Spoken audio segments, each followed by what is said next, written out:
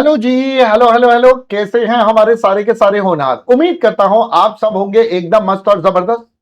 दोस्तों, आज मैं आपके साथ लेकर आया हूं अपने एफएमएसएन की स्ट्रेटेजी, जो आपके अपकमिंग सितंबर 26 एग्जाम्स के लिए एप्लीकेबल होगी। तो सर, ये वाले एग्जाम्स को हमें कैसे अटेम्प्ट करना चाहिए, या क्या अब हमारी लास्ट डेज में स्ट्रेटेजी रहनी चाहिए, मैं उस बारे में चर्चा करूंगा। तो दोस्तों, इसको स्टार्ट करने से पहले मैं एक बात आपको बताना चाहूंगा कि अगर आपने कोई प्लान बनाया है और वो चल रहा है तो आप उसी पे एक स्टिक करिएगा, अगर वो सही चल रहा है। हाँ, अगर आपको लगता है मैं जो बोल रहा हूं इसके साथ कुछ एड ऑन मिलके आपका और बेहतर हो रहा है तो डेफिनेटली उसको यूज करिएगा। ठीक है, चलिए बेटा, अब मैं चलता हूं अपने स्ट्रैटेजी पर कि सर हमारे आने वाले दिनों में स्ट्रैटेजी क्या होनी चाहिए। बेटा, सितंबर 26 एग्जाम्स के लिए अब हमारे pass on an average 30 days का टाइम मान लेते हैं। अब इन 30 डेज में सर काम कैसे करना है।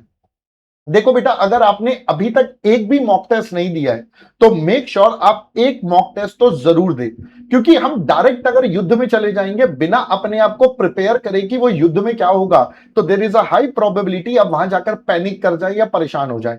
तो उन सबसे बचने के लिए, मैं नहीं चाहता कोई भी ऐसा हो, उन सबसे सेफगार्ड होने के लिए आप एक बार मॉक टेस्ट तो जरूर दें। That is the first golden rule. दूसरी बात, सर अब हमें फाइनल टाइम रिवीजन कैसे करना चाहिए या दोबारा से चीजों को कैसे एनालाइज करें। तो बेटा, एनालिसिस के लिए देखो रूल्स तो वही है जो मैं हर बार बोलता हूं।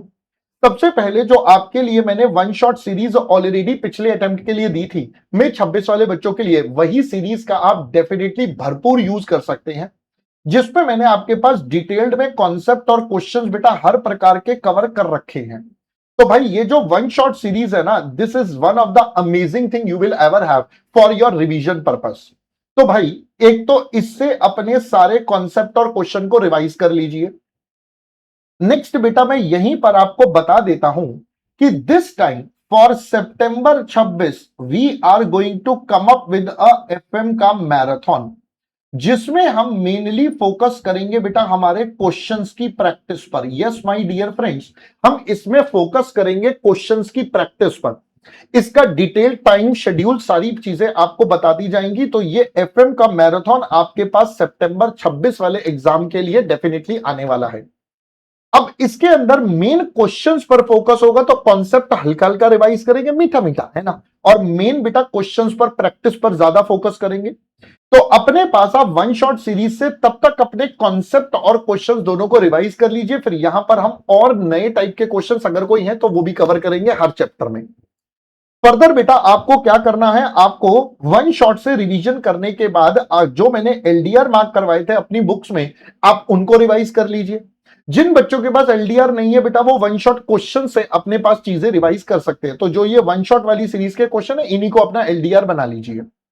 एक चैप्टर कंप्लीट होने के बाद अगर आपने अभी तक आरटीपी, पीवाईक्यू, एमटीपी के क्वेश्चंस नहीं देखे हैं तो प्लीज, जो मैंने कंपाइलर गूगल ड्राइव पर डाला है, प्लीज आप उससे एक बार देख लें। बाबू, इस कंपाइलर को सिर्फ आपने ऑडिट अप्रोच से करना है। मैं बार बार बोल रहा हूं, इस कंपाइलर को आपने सिर्फ ऑडिट अप्रोच से करना है। इसको सॉल्व करने का टाइम नहीं है। आप सिर्फ ऑडिट रखिए, हाँ यार ये सारे क्वेश्चन मुझसे हो रहे हैं, समझ में भी आ रहे हैं, पॉइंटर्स क्या क्या है। फिर जैसा मैंने बोला, मॉक टेस्ट तो मैंडेटरी है बेटा, अभी तक नहीं दिया है तो भैया रिक्वेस्ट कर रहा हूं, प्लीज मेक श्योर, है ना। और मॉक टेस्ट अगर अभी तक नहीं दिया है तो भाई एक गोल्डन रूल और समझ लो। क्या, मैं हमेशा बोलता हूं बेटा, 1.65 मिनट है वन मार्क्स के लिए। कैसे, 180 मिनट का आपका टोटल पेपर है, 15 मिनट में प्रोविजन के हटा रहा हूं। इसका मतलब 165 मिनट आपके पास बचते हैं 100 मार्क्स के लिए। तो बेटा, इसका मतलब 1 मार्क्स के लिए आपके पास टेंटेटिवली 1.65 मिनट है, जिसका आप एक बेसिक टाइम फ्रेम बना सकते हो। तो आप जब भी कोई क्वेश्चंस लिख कर करो, हर चैप्टर में कुछ क्वेश्चंस तो डेफिनेटली लिख कर करो। तो जो क्वेश्चंस आप लिख कर करो, मेक श्योर बेटा उसको स्टॉप वॉच से चेक करके कि हाँ वो 1.65 मिनट में मेरा कंप्लीट हो रहा है, क्लोज हो रहा है। अगर वो हो रहा है तो बेटा बहुत बढ़िया, जबरदस्त नहीं हो रहा तो बेटा प्रैक्टिस करने की जरूरत है। So this is the main criteria जो आपको बेटा फोकस करना है।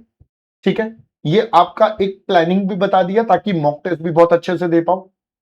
अब उसके बाद आता है सर, हमें चैप्टर्स में कोई सीक्वेंस फॉलो करना है, जैसे आपने कॉस्टिंग में भी बताया था अभी पिछली वीडियो में, तो इसमें भी है। हाँ बेटा, इसमें भी है। वो क्या है, ये लीजिए बेटा, आपके लिए मैंने यहां पर बता दिया। अब देखो, अगर मैं पिछले 2-3 अटेम्प्ट का पेपर देखूं तो बेटा हमने देखा है एफएम के कुछ ना कुछ नए टाइप के क्वेश्चन बना दे रहा है एग्जामिनर। तो भाई आप सबसे पहले तो बेटा एसएम को कर लो, जो पांचों चैप्टर आपके पास है, इन 5 के 5 चैप्टर्स को आप करो। इसमें कुछ छोड़ने का ऑप्शन नहीं है ब्रो। ये 5 चैप्टर्स करोगे तो 5 चैप्टर्स कैसे करने हैं, इसके लिए बेटा एसएम का मैराथन आपके पास ऑलरेडी पड़ा है, जो अप्रोक्सीमेटली 9 आवर्स की ड्यूरेशन का है। तो मुझे पता है अब आप 2x वाले हो, तो ये 4.5 घंटे में लगभग आप एसएम का मैराथन निपटा सकते हो। तो बेटा एसएम के मैराथन 4.5 घंटे में यहां से पूरा रिवाइज कर सकते हो आप अपने फाइनल एग्जाम के लिए भी। एग्जाम डे तक के लिए बता रहा हूं, लास्ट डे जाने से पहले भी इस मैराथन से आराम से पूरा रिवीजन कर सकते हो। तो भाई एसएम को इग्नोर मत करना, एसएम पे पूरा फोकस करना है, बिकॉज एफएम में नए क्वेश्चन अगर बनता है, मान लो इस बार भी कोई एग्जामिनर नया बना देता है जो मान लो उस टाइम क्लिक नहीं कर रहा, तो बेटा यही आपको काफी ज्यादा हेल्प करके कॉन्फिडेंस दिलवाएगा कि हाँ यार 50 नंबर का पेपर हो गया। इसमें भी बेटा 15 नंबर के तो एमसीक्यू है, जिसमें शॉर्ट शॉर्ट नंबर आपको मिल सकते हैं। तो भाई इस पे थोड़ा ज्यादा फोकस रखना।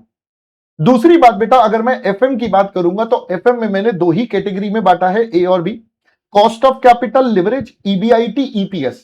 मैंने थ्योरीज वाला पार्ट यहां रखा है, थ्योरीज। तो ईबीआईटी, ईपीएस, डिविडेंड रेशो और 1 और 2 की थ्योरी, ये बेटा मैं सबसे पहले पढ़ूंगा ताकि मेरे नंबर्स अच्छे से कवर कर सकूं। फिर जो थोड़े से टेक्निकल टॉपिक जनरली बच्चे को लगते हैं, कैपिटल थ्योरीज का, इन्वेस्टमेंट, डब्ल्यूसीएम, कैश और रिसीवेबल, वो बेटा मैंने बी में डाले हैं। आप आगे पीछे भी कर सकते हो। मैं हमेशा बोलता हूं अगर आपकी कोई आपने स्ट्रेटेजी बना रखी है, यूज दैट। हाँ, ये तो बेटा अगर आपकी स्ट्रेटेजी में कोई एड ऑन हो रहा है पॉइंट, आप उसको डेफिनेटली यूज करो। तो भाई ये आपके पास कैटेगरी ए, ये आपके पास कैटेगरी बी, जिसका बेसिस पर आप अपना काम कर सकते हो। ठीक है बच्चा, एसएम को इग्नोर मत करना भाई, बहुत इंपॉर्टेंट है। ठीक है, चलो उम्मीद करता हूं अब यहां तक का मामला क्लियर होगा। चलिए दोस्तों, that's all for this video. जल्द ही मिलेंगे आपसे एफएम की मैराथन में, तब तक के लिए wishing you all the best for your final lap of preparation. अब अपना बेस्ट वर्जन लेकर आ जाओ बेटा। जो अभी तक आपकी मेहनत है, पिछले 9 10 11 महीने की मेहनत है, वेस्ट नहीं करनी है। अब उसको और बेहतर तरीके से यूज करके अपने फाइनल आउटपुट को लाना है। चलिए दोस्तों, अभी के लिए इतना ही। See you guys soon, and till that time पढ़ते रहें, आगे बढ़ते रहें, क्योंकि मेरे दोस्त अंत में पढ़ाई काम आओगी। Bye bye guys, bye bye.